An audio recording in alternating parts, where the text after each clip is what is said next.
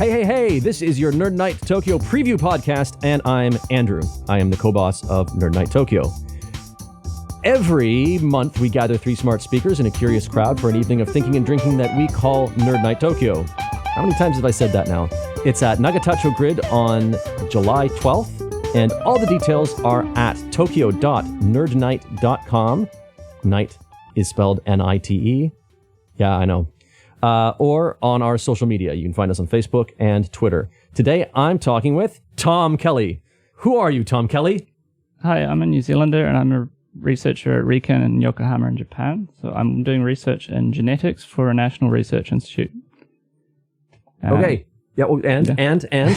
Our main topic is single-cell genomic technologies. So we're looking at technology that can measure gene activity across the whole genome, and we're focusing on what we can do with that if we can capture a single cell and barcode it so we can identify that signal of expression from only one cell at a time. All right, so you're going to have to explain to me, what do you mean barcode? Because I'm imagining you now with like an amoeba and like a sticker and a pair of tweezers and trying to get like that tiny little barcode stuck onto that amoeba. So you're going to have to explain what you mean by barcoding. That's actually not far from the truth. What we're doing is you capture each cell individually, and then you attach a piece of artificial DNA to the DNA released from the cell. And then when you sequence and you generate the data, in with that data from the natural cell, you also get a tag on the end, basically a DNA-based sequence that you can use to identify which cell it came from. Okay, so it's right at the like molecular level. Yeah. Okay. Your talk is about barcoding, or? So we're going to look into what we can do with that once we can measure the activity from thousands and thousands of cells, see how they differ. One of the big questions is how much variation is there. Most studies so far have looked at the averages. So you see this gene is turned on in this cancer or immune cell or stem cell or what have you.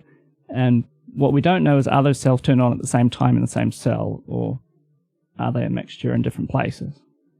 Okay, so you're kind of now starting to tease at the applications of this. So that's actually my next question. What are the applications? Because I suppose this is what the audience is going to care about, right? This is the main part of your talk, is going to be the applications of this. So the hot topic at the moment is studying the blood, especially immune cells. So they're fairly easy to work with because the cells are already separate in the blood. And so the big studies at the moment in this are how do hematopoietic stem cells in the bone marrow make the blood cells, what different immune cells are responding in different diseases. I think this goes much broader, and there's a lot of movement towards what does this mean for stem cells? Could we use it for diagnosis? Could we find rare populations in a disease that we need to treat? What's your favorite sci-fi application of this that might actually happen? I mean, it's a long way off now, but I think if we understand stem cells at a fundamental level, then we can engineer and recreate them. So that means that we could basically grow plants on the demand without any nutrients that they need currently, or we could regenerate entire tissues if someone has a serious problem, like basically the next generation of prosthetics, or regrowing whole tissues, or being your own organ donor, this sort of thing. Cool. So we're not that far off from Total Recall with like the guy with the other guy growing out of his chest, or the lady with the three boobs. It's possible. At the moment, those are mice. Don't mice already have a bunch of nipples? But don't tell China about this, because they've started working on humans. Yeah, I know, right?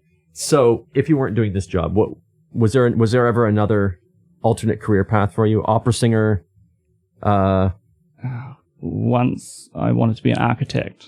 I saw the buildings out the window and said, how do I create things?